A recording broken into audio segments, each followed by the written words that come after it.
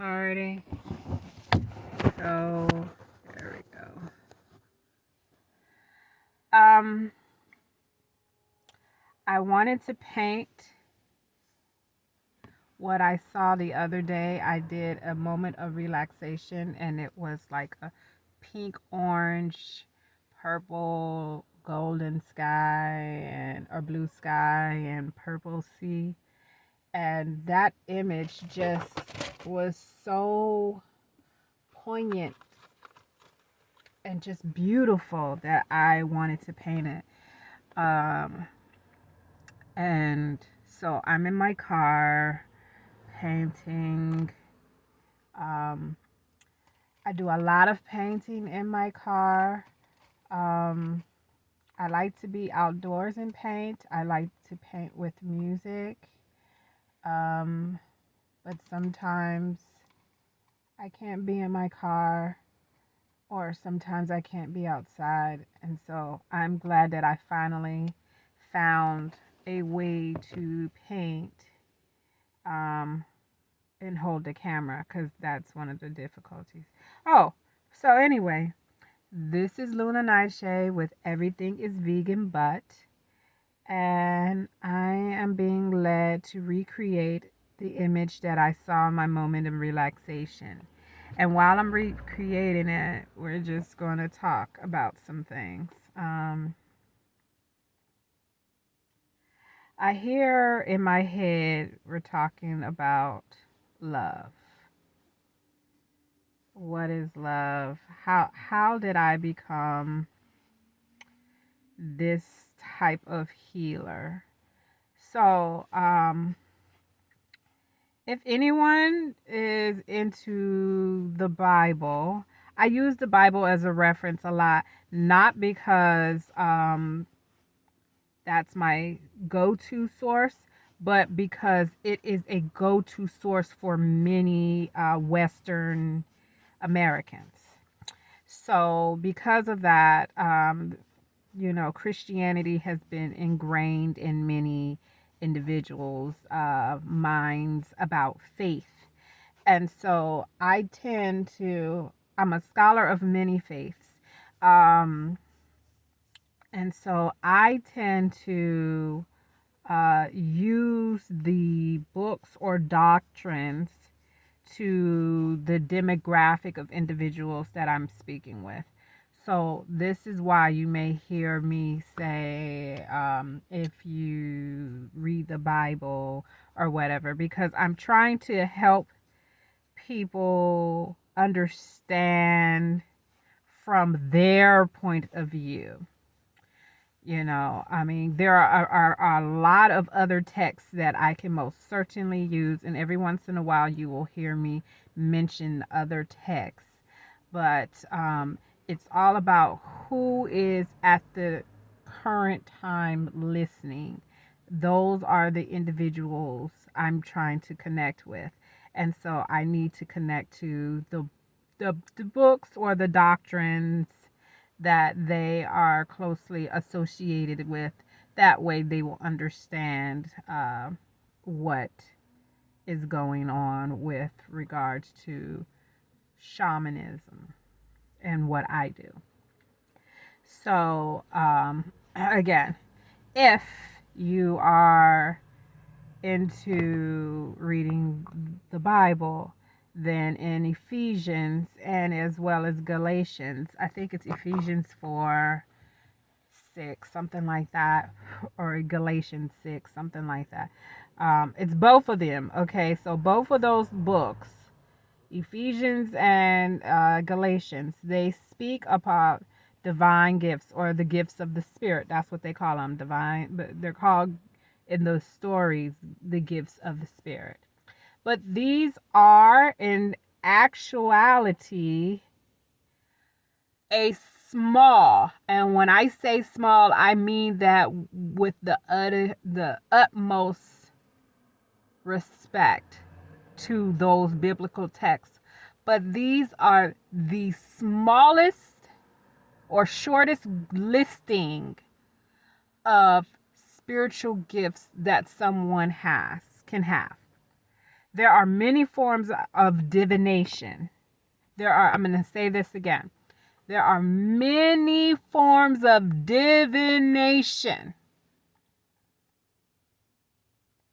But in these books, these texts, they only talk about the gift of service, knowledge, wisdom, love, what else? Discernment, speaking in tongues, uh, interpretation of tongues. Those are the main divine gifts, spiritual gifts that are discussed in this book. Now, mind you, there are many, I'm going to say that again, there are many divination practices. And I know this because when you read other texts, they speak about them. And these texts were in the Bible, but different editions, different rulers came and removed certain texts. Now let's ask ourselves, why would someone remove certain texts? Because certain texts provide certain amount of knowledge, and knowledge is what? Power. And if we don't want particular individuals to be powerful, we edit or remove that information, or we hide it in books. A lot of our greatest, most healing information that could transform people of color are hidden in books. And they're hidden with either overusage of verbiage, or written in codes for people not to know. Because it's sacred, or in some cases, just hidden so you don't get to know. But there's codes to everything. Now, I am a reader.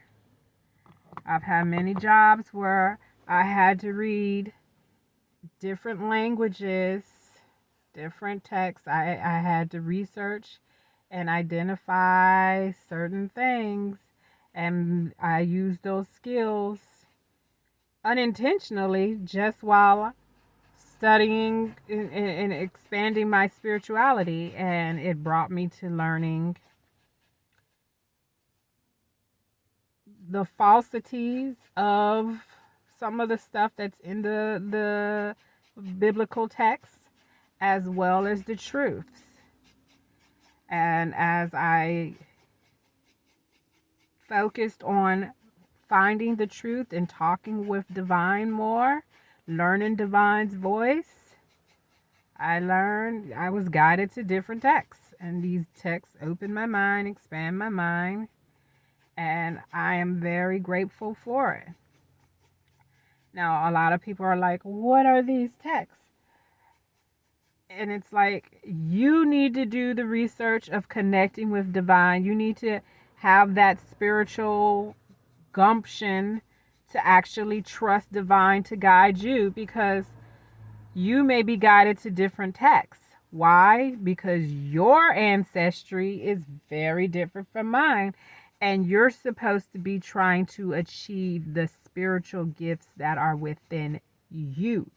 You're not supposed to be trying to achieve my spiritual gifts. Why? Because my spiritual gifts are designed by divine specifically for me to operate in.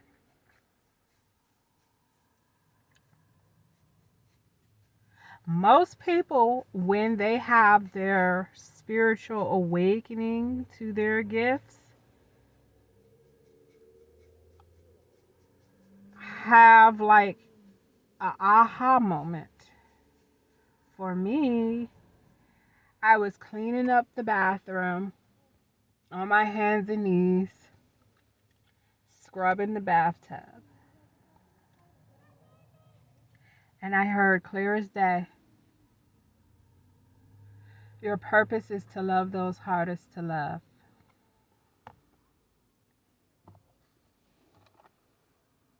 And I said, wow. And then my very next thought was, but that means I am going to be subjected to abuse.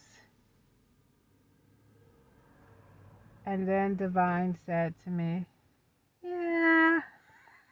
I heard it just like that. Yeah, but you will show them how to love, how I love. That emphasis on how I love came through, and I knew this was a different type of love. It is what we call agape love.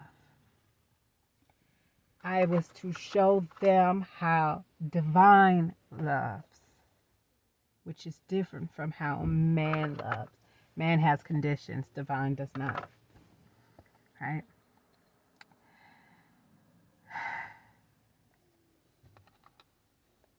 And so I was like, wow, once again.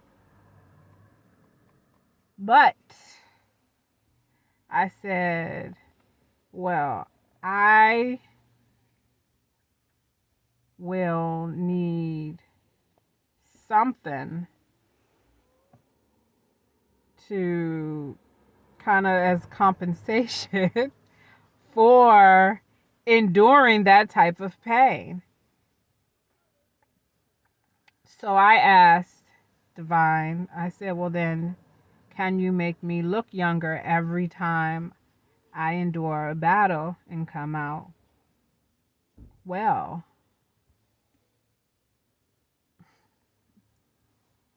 And so that is part of the reasons why I look the way that I do. I had a conversation with Divine and kind of made a deal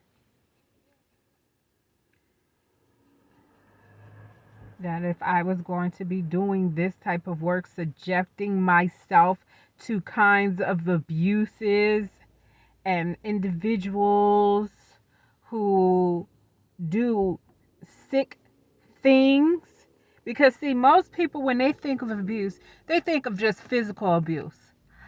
There are abuses that I have encountered just from talking to people. You see, I don't have to engage with these people the way most people think. Some of these people are not in my life. Some of these people were in my life. But some of these people are just people that I meet in the store. And I am fully aware of the toxicity and abuses that they have portrayed on others. Fully aware. Fully aware. Fully aware. As a massage therapist, I recall massaging someone. I was at a hotel working as a contractor. I've always had my massage practice, but I also would help other businesses. And I was working at a hotel as a contractor. And I put my hands on this gentleman, and I immediately saw that he was a child molester.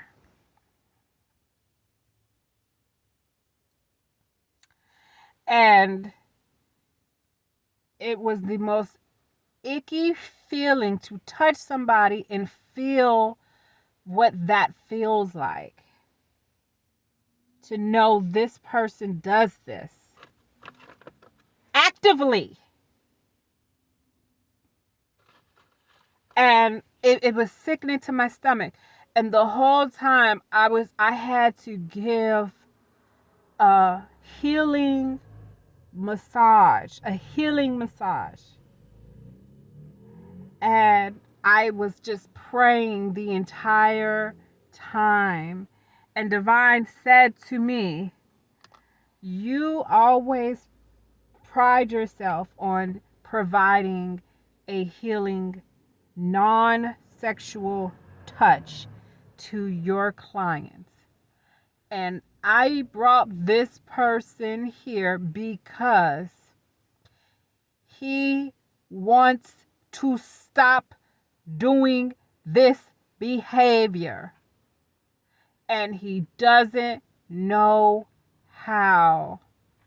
And you gave him a loving, caring touch as I would, as Divine, without bringing forth sexual arousal to him. So he has learned, even for just an hour, what it's like for someone to touch his body without bringing forth sexual arousal. And he was able to be quiet in his mind so that I, speaking as Divine, may be able to speak and he could listen.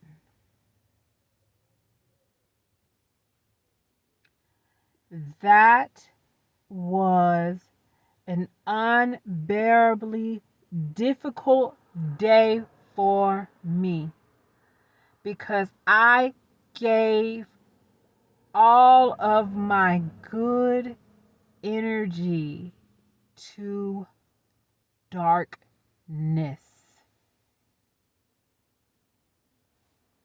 Darkness.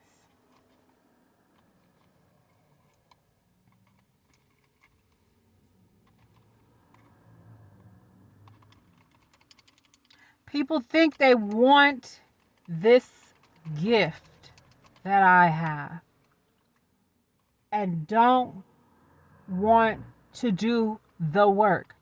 The work is hard. The work is disgusting. Because what I did was I gave him, we did an exchange. So I gave him all this good energy and I took on all his bad energy. You know, like they say, Christ was crucified. Christ took on our sins.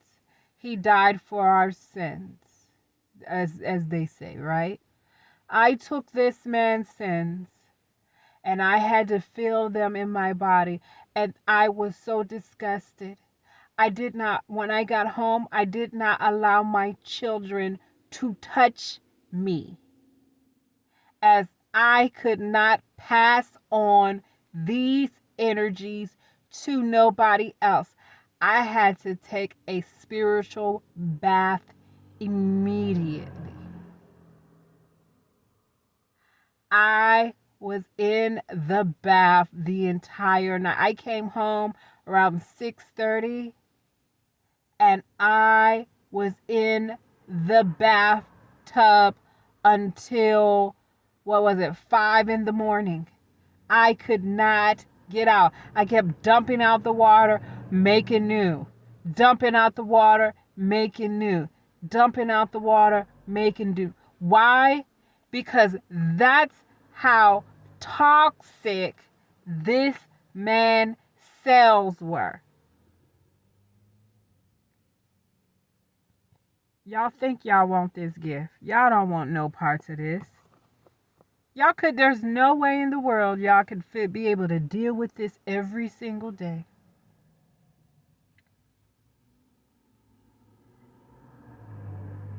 And the reason why I keep saying y'all can't do it, there are others that may be able to do what I do, but they have to be divinely led. I'm talking to you, those who are envious. Those of you who are envious of the fact that I'm able to give these types of readings. I'm talking to y'all. Because y'all would be sick and crying if you knew of your friends who does what. You think that girl likes you, and you find out that friend of yours not only sleeps with your husband, but everybody's husband and sons. You knew she slept with people's husbands. You didn't think she slept with yours. You knew she slept with kids, young men. You didn't know she was sleeping with kids. You didn't know. And I say she because y'all always tend to look at males and think males are the only type of predators. We got stuff going on in the news right now where they're showing that there's females that are just as predacious as these males. Again, gifts. Kind of got sidetracked there. Divine gifts. So, anyway, there's different types of divine gifts. I recall taking a course. It was called Understanding the Call class. Like, I mean, I'm serious. I have got education on so much. People have no idea. I'm always learning something. Always learning something. But I remember going through a class and they were talking about divine gifts, and it was saying like people can have the gift of singing. I just heard in my head Keke Wyatt is one of those people who has that special gift of singing. I mean, there are people who can sing, but then there are people who are divinely guided to sing. And there's a difference. There's a difference. You can be good at something. I say this all the time. You can be good at something, but that may not be your purpose. Her purpose is to sing.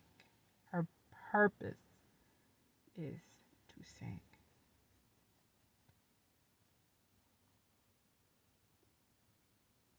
Is to sing. Look at that. That's looking nice.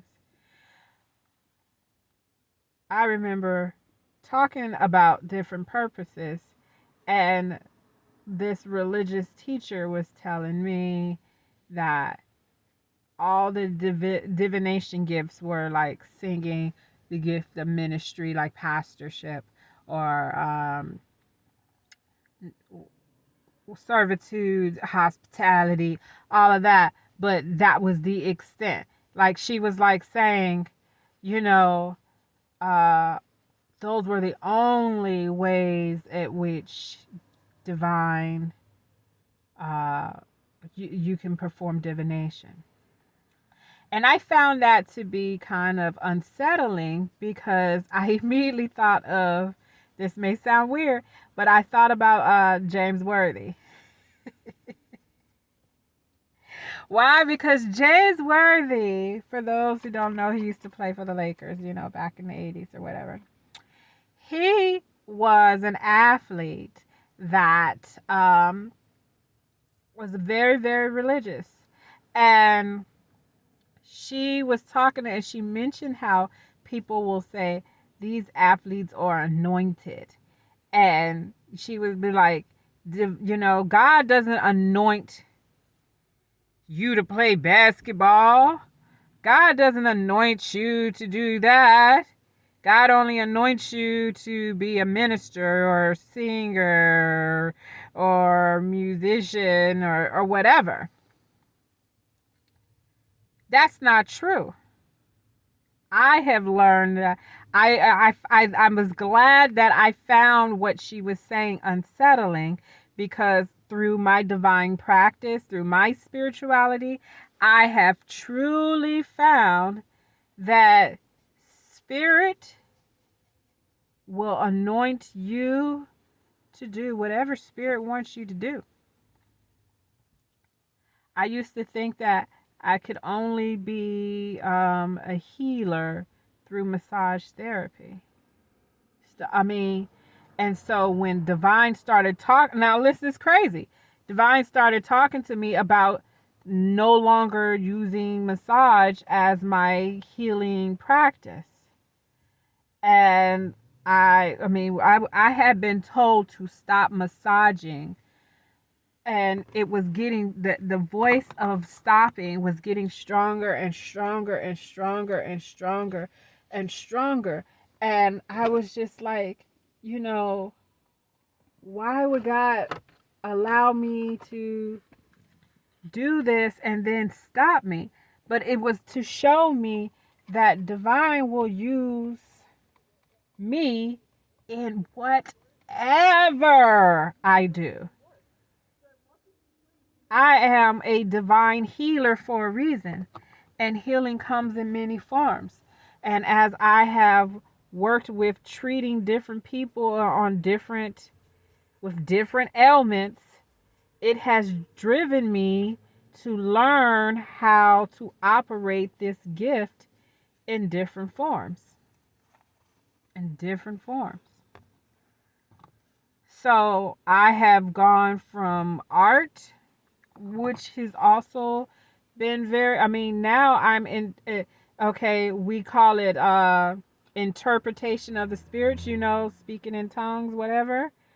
Well, with my art, I am interpreting images, which helps give me insight to different things the divine is doing in the world.